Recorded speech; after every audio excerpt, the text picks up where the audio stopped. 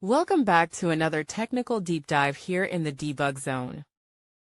Today we're tackling a big question and breaking it down with insights from other users. Hopefully this clears up some misconceptions and helps you get the answer you need. So buckle up, stay a little curious, and let's jump right in.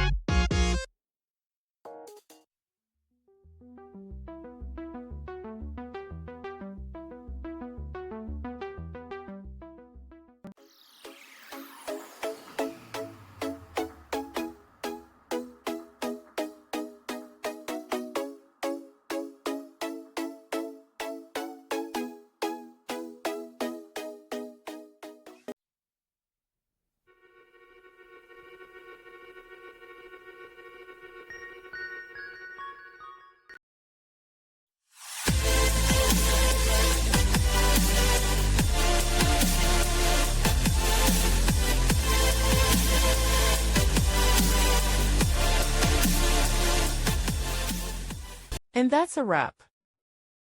I hope you found the answer you were looking for. If you did, take a second to hit that subscribe button. It really helps out. And let me know in the comments which solution worked best for you.